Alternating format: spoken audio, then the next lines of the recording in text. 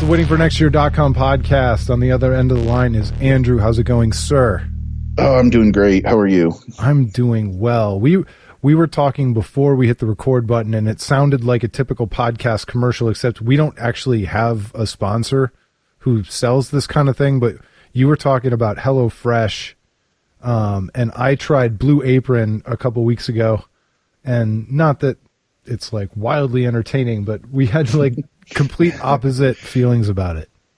Yeah, well, and I think it kind of makes sense because of who I feel like it's better targeted to. I think it's better targeted for single people or, just a couple who, maybe don't have kids. But I don't know that it works as well for a whole family. But as I was telling you, I started using HelloFresh like 3 weeks ago, and it's been a total game changer for me in terms of, the stuff I eat because I'm not a cook. I don't know how to make a lot of things. And so for me, it's been really awesome, like having, all the ingredients, exactly what I need. And then it telling me step by step how to make stuff. And it also gives me a little bit more variety because as a single person living by myself, like if I were to like look up a recipe, like most recipes are for like 4 servings. And so I'll make it on Monday, but then it makes so much that I'm just eating the leftovers of that same thing all week long. And I get really tired of it. And with HelloFresh, I'm making something different, 3 nights a week. And then, I like my goal with this is to like, use this to kind of learn how to make stuff. And then after that, I can kind of wean myself off of it and then just start making whatever. There is something to be said for the perfect ingredients and the perfect amounts of ingredients. I was telling you that we tried Blue Apron and it was good and the flavors were good. I was just annoyed because it was like telling me what to do. And I feel like I'm a cook and I've learned to cook enough things for the family. But I can relate to your story as well, though, because they didn't have any of these things back when I was single and in my 20s or single and living alone and all that stuff. And so I used to make, whenever I would cook enough for like 4 people. And then every single meal that I cooked at home, I was eating enough for 2 and then having leftovers. And so I imagine HelloFresh is better for like, portion control. Yeah, you're not cooking so much that, you have to eat it the rest of the week. Yep. And that's the thing. Like they have like a bunch of different plans you can do, but I do the 3 meals a week, but they each are for 2 servings. So like I'll cook the whole thing, eat half of it, and then the other half I save. And so I'll, have 3 different things and then have those leftovers for 3 other meals. So it's giving me 6 meals a week. And yeah, like it's just having a variety of different things to make. And like, I'm lazy too. Like I don't like going to the grocery store and stuff. So also there's a convenience cost, for me as well in terms of having everything just delivered to my door. And so then I just have everything and, it's already all divided out. All I have to do is prep work, cut up, all the produce and whatnot. And I don't know about you, but I always feel weird at the grocery store when I'm shopping for a recipe and I'm like, yeah, I'm going to need 1 apple and, or then you have to buy like a bunch of celery and you actually only needed 2 stalks. Things like that. It's just really annoying. Yeah. Well, and that's the thing that's really hard too. It's like, some stuff, you can buy and then, you just kind of have it. But like, especially when you're cooking for one, it's here, let me buy this entire bottle of rosemary. Yeah. And I can save it, but I'm going to end up throwing it away, whether I throw it away today or, a couple months from now when it expires or whatever. Like I'm probably not going to make stuff again that uses it. So that was HelloFresh. Give us a discount code that we can use on the podcast. That was not a commercial, but if you were sponsoring anything on this podcast, that's the kind of live read you would get. The only thing that we ever do have to sell is the lovely support that Patreon gives us. That's patreon.com/WFNY, patreon.com/WFNY. The t-shirts went out. People seem to like them. There are more t-shirts coming. There's stickers coming. And more than that, you can have extra access to us. I think we're going to try and do some more stuff, maybe some events, I thought about doing some conference calls. I know that sounds lame, but I thought like an online meetup might be kind of cool. It might suck, but we'll try it. These are the kinds of things we're going to try on Patreon. So how do you feel about the online meetup, Andrew? I think there's some merit to it. It's not going to be for everybody, obviously, but you can have some fun with it as long as we have some things planned for it and make it fun for everybody. I think it could work for some people. What you're saying is I need to have prizes and we need to give things away so it's worthwhile. It doesn't hurt to have that kind of stuff. It doesn't hurt. I was told there was going to be punch and pie.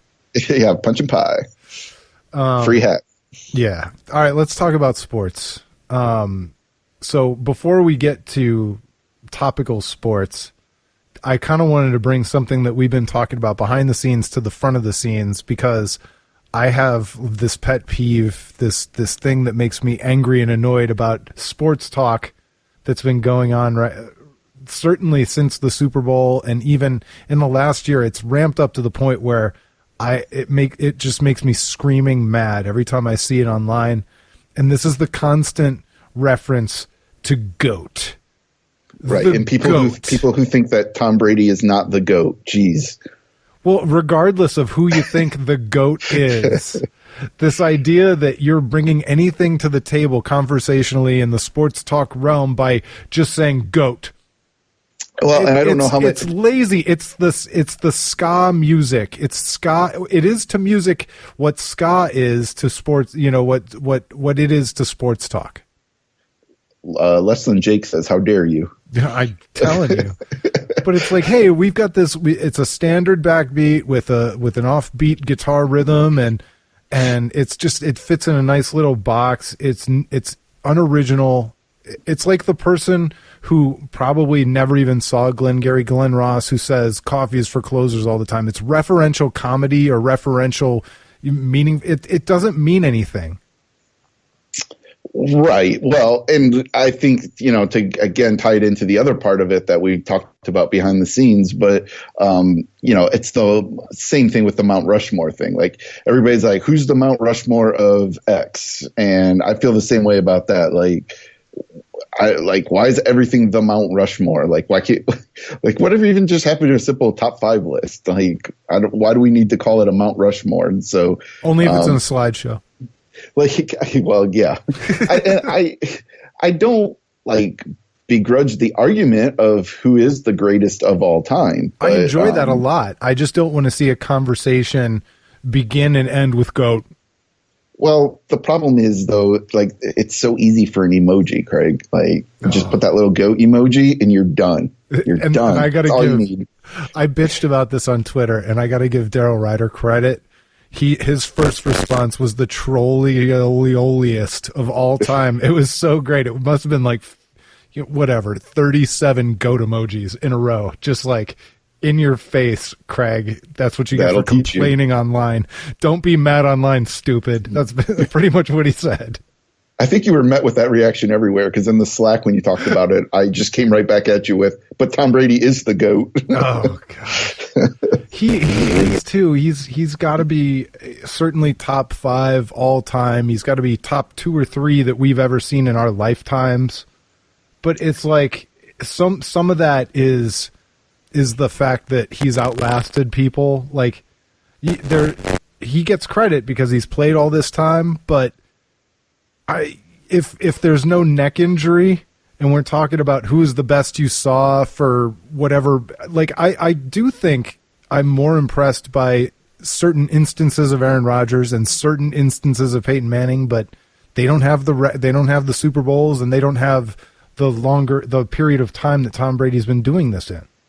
Yeah, it's not always fair, but circumstances and injury history is just part of it. Yep.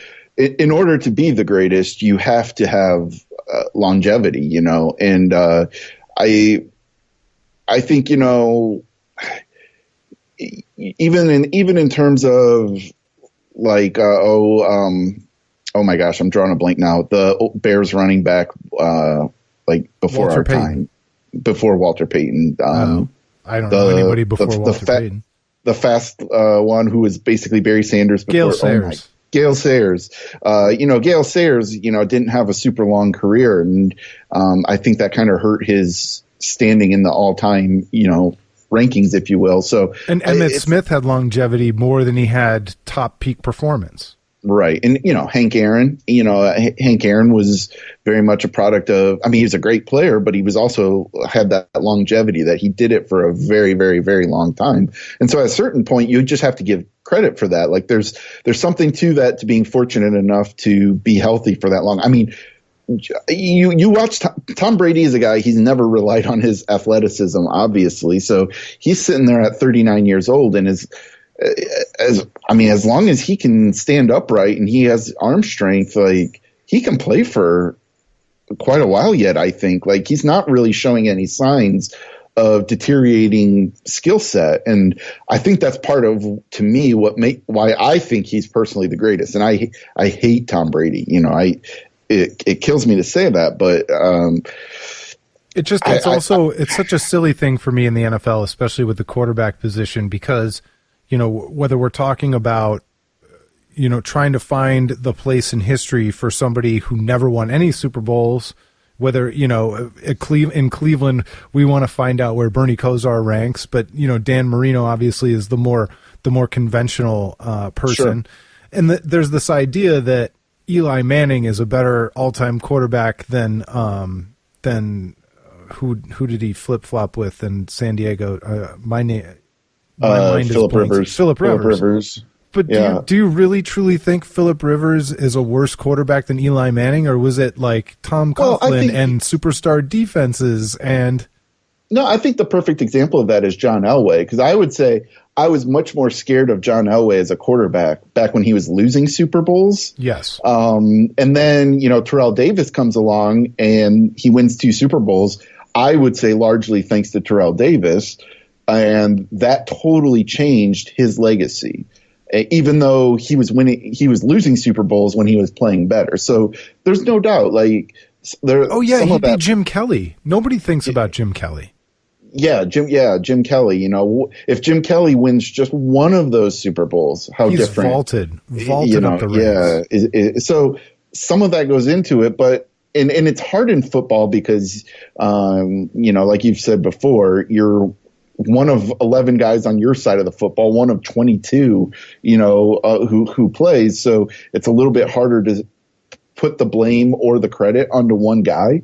But there's also, there's just something to be said. Tom Brady has won 5 freaking Super Bowls. That's just incredible. And I think, there's a lot of factors you can go into, judging guys and comparing them, but I think the 5 Super Bowls kind of tips the scale. I think that's sort of the tiebreaker.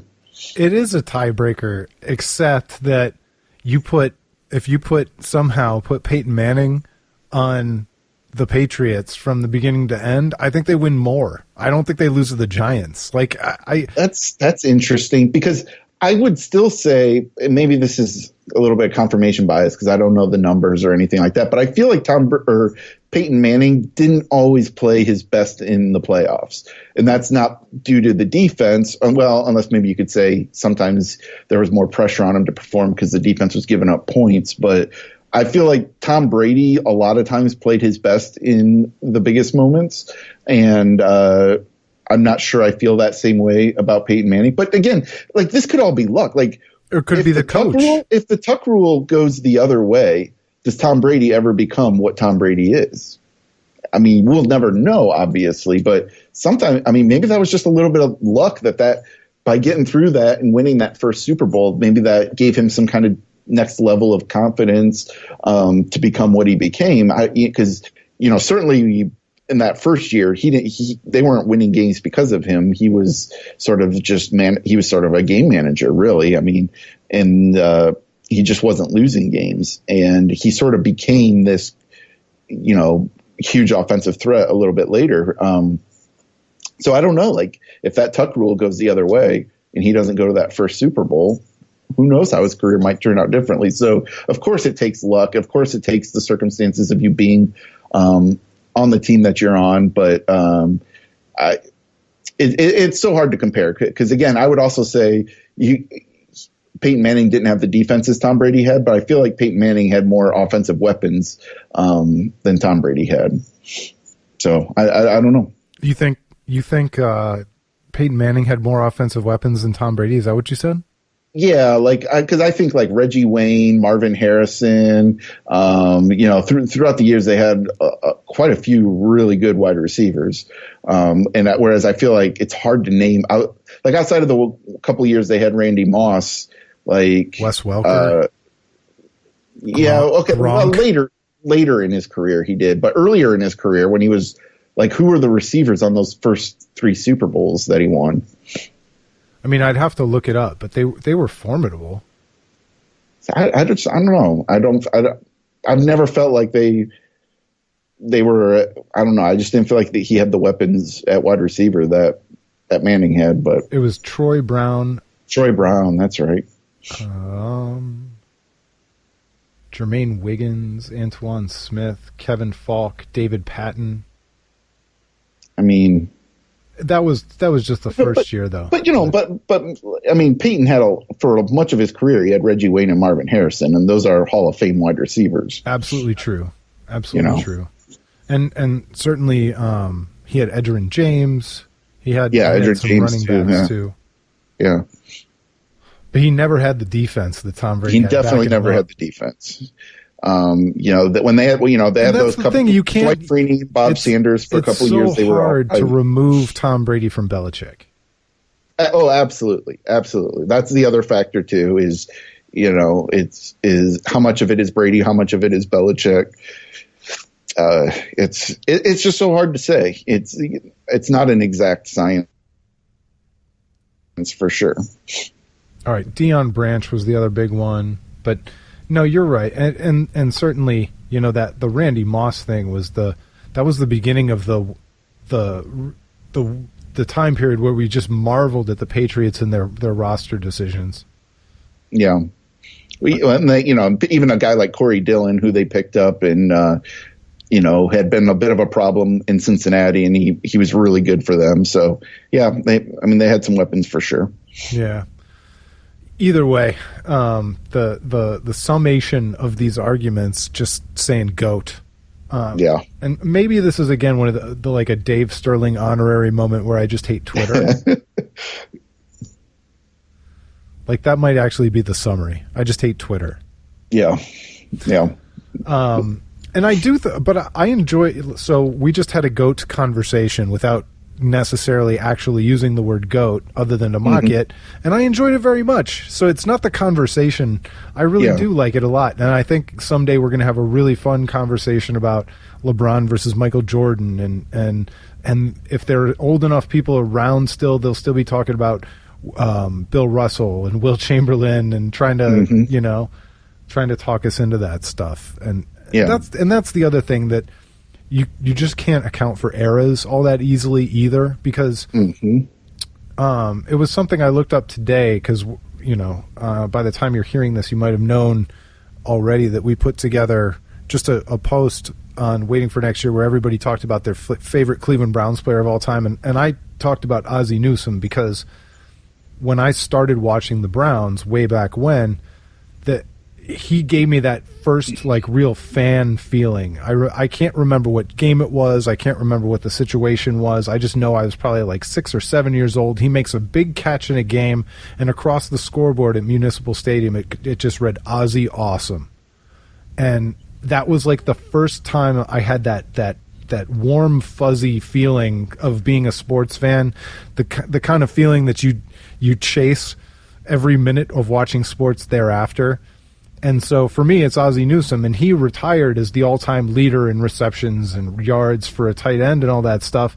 But history is going to forget him, because we are in a much more offensive-minded game with Antonio Gates and Jimmy Graham and fill in the blank in between. And he sold his soul to work for the Ravens. I mean, oh wait, what? We're just talking about his playing career. I never blamed Ozzie for taking that job. I really don't. I don't, but it's just so hard. You're just trolling me. It's so hard. I am trolling you, but it's so hard knowing that, like, seeing how damn good of a job he's done for them, and should be us, Craig. But what he did as a player in the Cleveland Browns uniform has a large place in, on the Mount Rushmore of reasons why I'm a Browns fan today. Oh, the reverse troll. No, but I think you're definitely right. Like, that's a guy who will be forgotten, like, by a fan who grows up, somewhere in Texas. They're not going to know about Ozzie Newsome, and like, just how important he was to so many fans, and the city of Cleveland and the Browns and all that.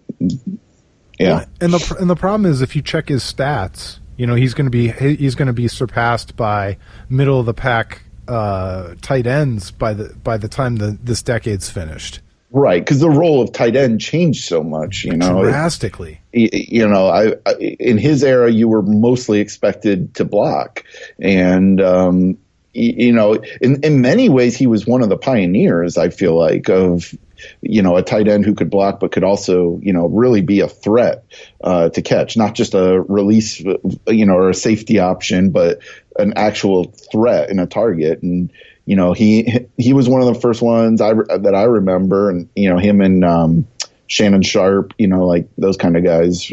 Now it seems like. Go ahead. I was just saying, now it seems like the tight end is mainly designed to be that threat, to get the mismatch in the passing game, and if they can block, that's just a bonus, but it's not necessary. And I was going to say, even Shannon Sharp is like a half a generation later, so he probably started towards the end of Ozzie's career, and he just like took it and went with it. And I think he also retired with the record, only he's probably been surpassed. Yeah, he definitely passed Ozzie's numbers, yes. But I do feel like he's probably been, it seems like Gates or Gonzalez, like one of those guys, probably passed. Oh, Tony Gonzalez probably passed everybody. Yeah. Tony Gonzalez, I loved watching Tony Gonzalez play. I was never a big fan of other teams' players, but that was as close as I came.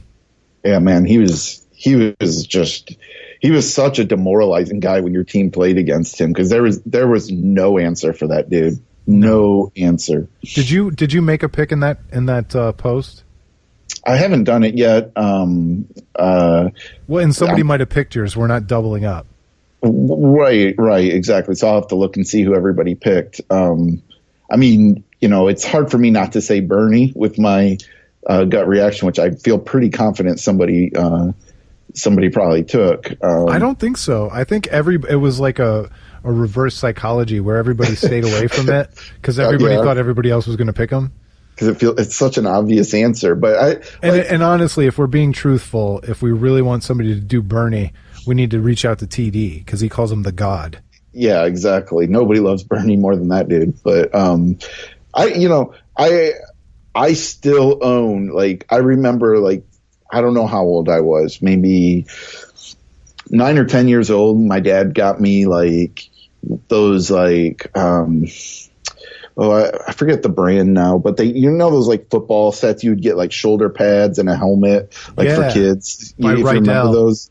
Yeah. My dad got me that, and it was the Bernie Kosar jersey, and I still own that jersey. Like, I still have it. Like, Bernie Kosar is like the ultimate, like, he was the like guy who got me into sports. He was my gateway drug. Like, that's who my dad like really first kind of talked to me about. And I just remember my dad like explaining a little bit about him, and that he was this guy who wanted to play for the Browns, and it meant so much. And like I don't know that I would be the same sports fan I am today if it wasn't for Bernie and some of those early Browns teams to really have that early success in the mid to late 80s. So it's hard for me to go outside of Bernie. I could also make an argument for Chris Spielman.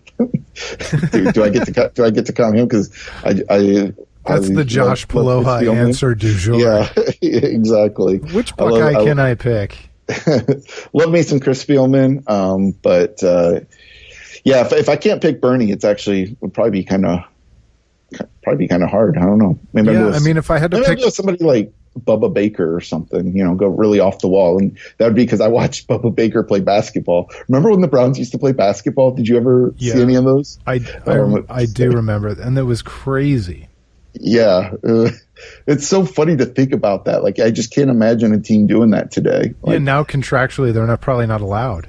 Exactly, and like, I don't know. Like, it was such a funny thing watching of all people, because I just remember Bubba Baker played on that team. It was just this huge dude trying to play basketball. It was great. I think Webster Slaughter played on those teams a couple times too. Like, I think he was a pretty good basketball player. Yeah, who did they play against? Because this was like an exhibition, and the only thing cooler, by the way, was watching Kenny Lofton play Rock and Jock that one time.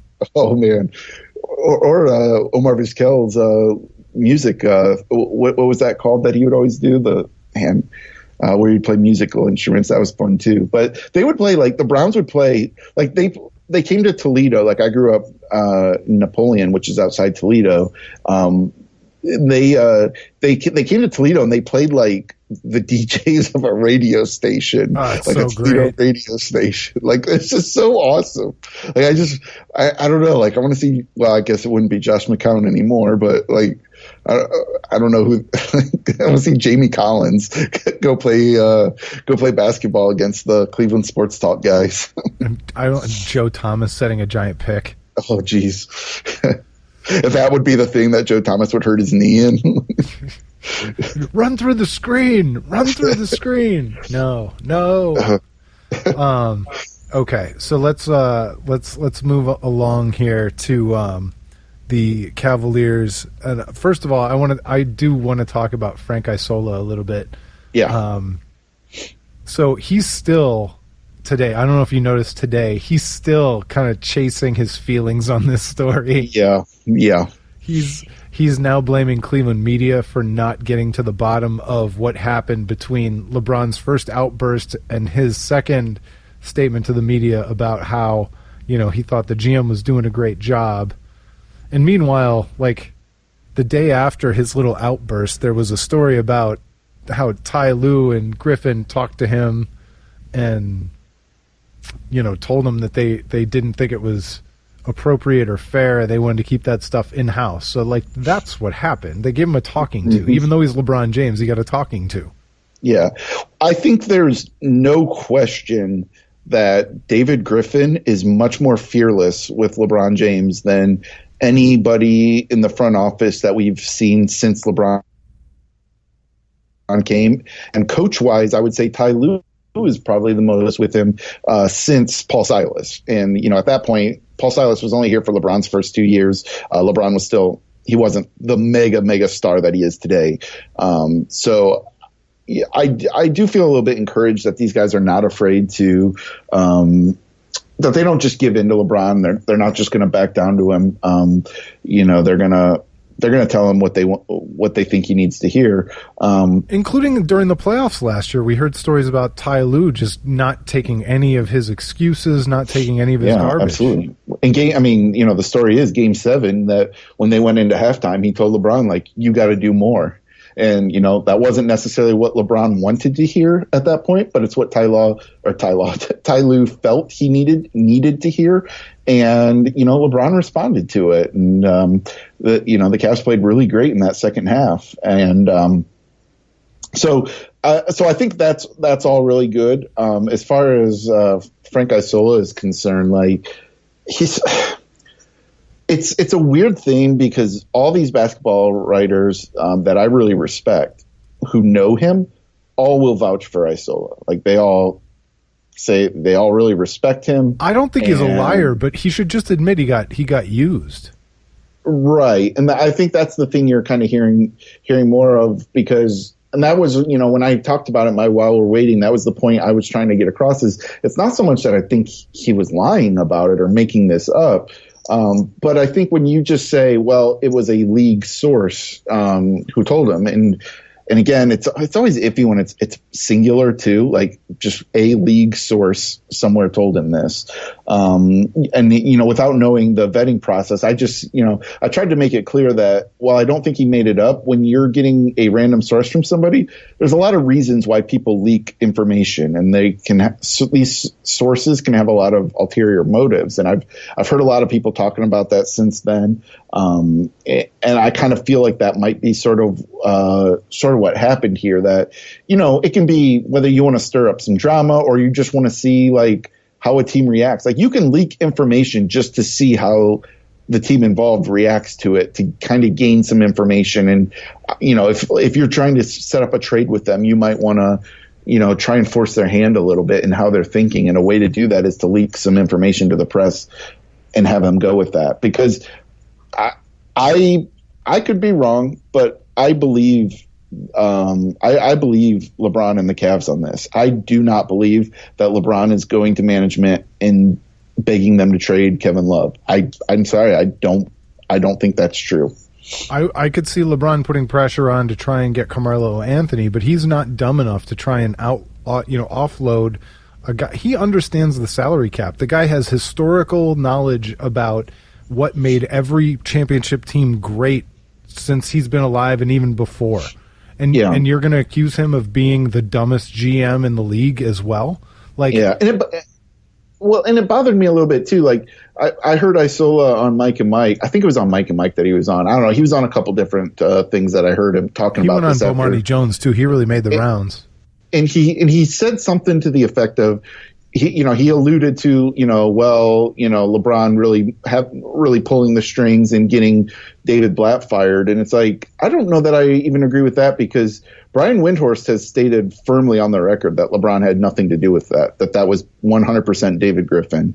Now, LeBron might have made it clear that he wasn't the biggest fan of David Blatt, but as far as, pushing him to make that decision at that time, that wasn't LeBron. And I'm sorry, when it comes to something like that, I believe Brian Windhorst. Like, I'm not going to doubt anything Brian says when it comes to the Cavs. So I feel like that's sort of been squashed. So, it's like, these guys can hear a million different things, but I don't know is that I feel Frank Isola is necessarily close to sources inside Cleveland to know the inner dynamics of what's going on behind closed doors in Cleveland. I'm not sure he's that close to it. No, so and hang on a second, because the idea that LeBron is some kind of a coach killer is like it's pretty unfounded. I mean, I'm sure that if LeBron had loved David Blatt, but more of that has to do with, did David Blatt do anything to be loved? Like, did he do anything to earn the support of the team? It sounds like he was doing just the opposite the whole time, and that's not. I'm not trying to pile on David Blatt, but if you listen to David Griffin, it was obvious to anybody who was around the team that he wasn't doing a good job of keeping them together, motivated, on the same page, etc. That connectedness that he liked to talk about at that time, he didn't feel the connectedness was there with the team, and that can start with the coach. And I understand. It's complicated a little bit with LeBron, because it's like, going back to Mike Brown, there was always all this talk, does LeBron like Mike Brown or not? And there's no doubt the Cavs made the change from Mike Brown to Byron Scott because they were trying to please LeBron. They did that when he was a free agent, and they knew that LeBron, he wanted to be coached by somebody who had played. That was out there at the time, and I think that's continued to sort of be true. And then when he went to Miami, there was all kinds of reports, and I think Windhorst even reported this, that pretty early on, LeBron wasn't very happy with Eric Spoelstra and really wanted to be coached by Pat Riley, and that it was Pat Riley who basically put an end to that real quick and said, listen, that's not going to happen. You're here. You're going to play for Eric Spoelstra. He's your coach. That was sort of, and so you've sort of heard these, and then, him not being necessarily thrilled with David Blatt. So like, you've always had this idea that he wasn't happy with coaches. That's always kind of been out there. And I think that's where this coach killer, narrative, I guess, if you want to call it, comes into play. But as far as like, has he actually gone out and demanded a coach be fired the way Magic Johnson did? Like, no, he hasn't done that. He'll play for the coach. That would be in a book somewhere for sure. Like, we would know that. Absolutely. We would absolutely know that. And like I said, when Brian Windhorst is on record as firmly as he is that LeBron had nothing to do with the David Blatt thing, that was 100%. It wasn't Dan Gilbert. That was David Griffin, who went to Dan Gilbert and said, I need to make this change. I think we have to believe Brian on that. Like I really do. So just like you have to believe Frank Isola was fed that piece of information and he was reporting it. Like maybe he should have backed it up with more reports, but I believe he heard that. Yeah. And it's even been weird hearing Isola when pressed about like whether he stands by the story, he stands by it, but he's also like, he was initially like on Mike and Mike the morning after when this all first exploded. He was like, well, LeBron didn't really refute it. He just refuted the timing of it. He just had a problem with the timing of it. It's like, no, he said the report is trash. And then he said the reporter is trash for posting it. And then he said, especially at the time that he did. So it was like, it wasn't this firm, like, yeah, I'm standing by it. This is what's going on. It was, I don't know. I've just felt like he's kind of been tap dancing around it a little bit because I think he's not, I don't think that this was meant to be, I hate because Baby Boy doesn't like that his report was no good. Baby Boy's going to cry until people think his report was good. Yeah. Yeah. And so I don't want to put words in his mouth or anything like that, but I sometimes wonder too whether he didn't realize that this would blow up quite the way that it did. And then he had nobody supporting him in the reporting, so like he was the only one. So he's got to feel like he was hung out to dry. Yeah, and you can't burn the person who hung him out to dry. But I guarantee somebody owes him a favor. And you just think if it came from somebody associated with the Cavs, he would have said, according to a Cleveland source or a Cavaliers source. Yeah, because because I read a lot of Isola's stuff, and if it comes from the Knicks, like he'll say a Knicks source. It was probably Lala. Yeah, there you go. So. I don't think this was a source that was necessarily all that close to the situation. And like I said, it could be somebody who merely wanted to get that floated out there to see how firmly the team would react to it, just to see. When if you're anybody remotely associated with the Knicks in any way, shape, or form, you of course want that out there because you would love nothing more than the Cavaliers to trade Kevin Love for Carmelo Anthony. And that's exactly why we're never going to see it. Carmelo Anthony's at a stage of his career, price-wise and age-wise, that it's got to be a salary dump. The Cavaliers could come up with some matching salaries, but you can't tell me they're going to give away anything of value, of their top four. Anybody who would start a playoff game, they're not giving up. Right. Yeah. Because we're not even touching on the legitimacy of the actual trade. Or are you one of these guys who thinks that Carmelo Anthony doesn't help the Cavaliers? He doesn't help them in the way that they need help. Don't get me wrong. Carmelo Anthony is a good basketball player, and in terms of maybe having another guy who can score when, take control of the ball and score when LeBron rests. There's some things he can do that can help, but those aren't the areas that this team really needs help in. They really need defensive help, in my opinion, almost more than anything. Offensively, they're doing fine. Don't you think the Cavaliers, don't you think they just don't feel like playing defense right now? Well, and that's certainly possible. It's certainly possible that they're just going through the motions. Come playoff time, they'll ramp it up and everything will be fine. That's definitely a possibility, but they're definitely playing a lower level of defense than we've seen in a long time. And I think the one thing that would sort of lend credence to your theory is the fact that they were playing much better defense early in the year. The defense has really gone. J.R. Smith got hurt, and they didn't forget, though. Yeah, losing J.R. definitely hurt, because he was as Ty Lue likes to point out, time and time again, he's the best. Lue. Did I say Ty Lue again? We were talking about the Patriots, and now I got Ty Lue in my head. But Ty Lue will point out time and time again that J.R. Smith is the team's best perimeter defender, and so when you lose that, it's going to hurt. And they went through look, they have lots of baked in excuses too, all the injuries they've gone through, and even losing Shumpert, now for a few games. Kevin Love's whatever it was, food poisoning / flu, whatever you want to think it was. Kyrie's been battling some nagging injuries. It's that I don't know, they're good, making the trades, on and on and on. They've had a lot of distractions and things that could cause their focus to not be where it needs to be, and maybe some of it's just championship hangover. They've been through all this. They know what we know. They're expected to just waltz back to the NBA Finals, and they know that. So it's nothing that I'm terribly worried about right now. It's just that defensively, it's just not quite there right now. So are we also going to continue to pretend like LeBron James is willing to sit this year? Because if he really wanted rest, they would have put a program in place that would have increased his rest.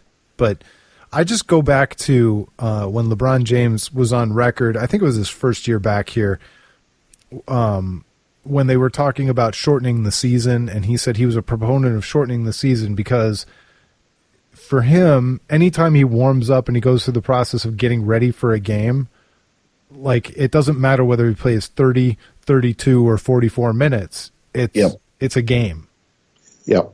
Yeah, no, that's absolutely true. If he was if LeBron has taught us anything, if he's not happy about something, we're going to hear about it. And we have not heard him complain about his minutes. Of all the things he's complained about this year, his minutes has not been a thing that he's really been complaining about. So I kind of agree with you there that and if anything, he's changed his style so that it's less wear and tear because he's dishing the ball to 3-point shooters all day and night.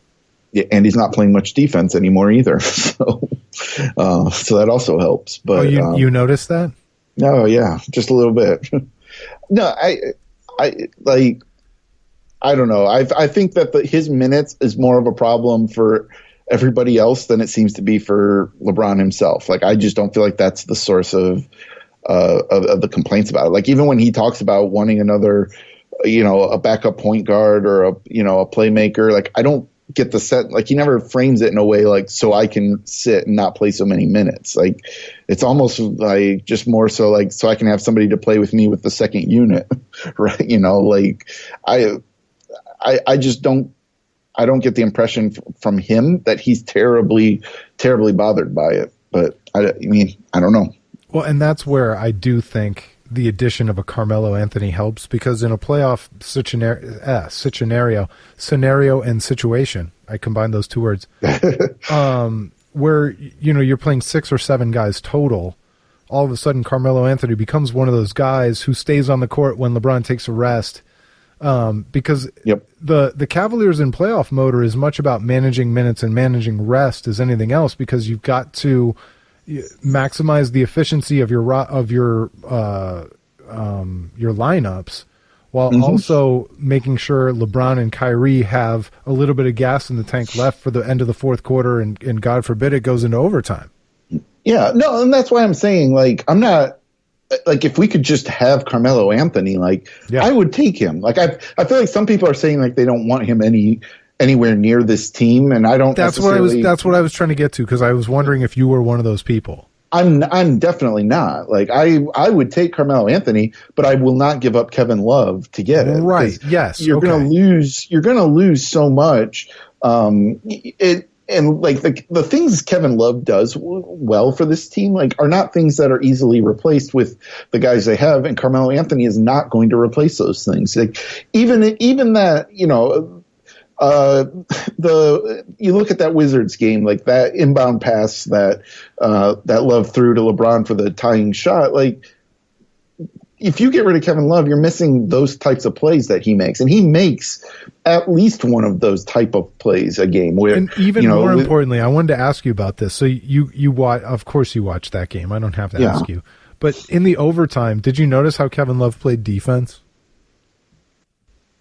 I don't know. He played it really, really well. He got switched on to players that he shouldn't have been playing defense against, and he got a stop. And I mean, the defense is a choice for this Cavaliers team, and nobody's going to think about these games by the time they put their strategy together for the Raptors and the Wizards and whoever else they play on the way to the Eastern Conference Finals. Yeah, no, that's certainly true. But you do like. The Cavs do have some defensive problems when it comes to the Warriors, because particularly like LeBron can defend Draymond or Durant, but he can't defend them both obviously at the same time. So whichever one he's going to guard, you need somebody else who can guard those guys. And Kevin Love has struggled with Draymond, so that's sort of the problem. But Carmelo Anthony, to me, he doesn't fix that. Like. I don't trust Carmelo Anthony defending either of those guys any more than I do. But on the other side, Steph Curry can't guard Kyrie. Right. So I mean, there's some trade-offs, and it's about exploiting the matchups and hopefully. Yeah. But that's why you can't get rid of Kevin Love though, because you need him to be able to put that kind of pressure on teams. And again, like for God's sake, he's the only double guy in the East. Like why are we going? Well, I just don't understand. Like. Why this is even like thought about as an option for the Cavs. Like, because to me, it's just it's so not an option. And like, I would even be hesitant to include Tristan Thompson in any trade. Because I would trade Kevin Love 3 times before I would trade Tristan Thompson just for the playoff thing alone. Right. Because in terms of the matchups, you can't replace what Kevin Love does. I'm not saying that you can, but Tristan Thompson is the only guy in the entire team that you could consider a defensive stopper other than J.R. Smith. Right. And it just is in terms of how many possessions he keeps alive for the team with his offensive rebounding. And like the Cavs are a team that has nothing resembling rim protection, but at least like Tristan Thompson, you can think about it a little bit. Like, he does get, he's actually been doing a lot better lately in terms of, his blocks and stuff. But to lose that would, I just don't know, like, what kind of lineup are you going to play if you because you see when Fry is out there, when Fry, has to play like a real 5, like that doesn't work at all. No, he's tall, but he's not a 5. He's not a 5. So he's tall, but he's not a 4. He's a 3. Yeah, a 3 and a 5's body, but and without Kevin Durant's speed, quickness. Yeah, exactly. Which that's not a criticism, by the way. Very few players have Kevin Durant's size and speed and ability to shoot. Look. Channing Frye is not the most naturally gifted athlete I've ever seen, but he's built himself a career by figuring out, like, carving a niche for himself and doing it very, very, very well. So sometimes people get upset with guys when they don't do something well. And it's like, well, you can't put a guy in a position to do the things that he's not capable of doing.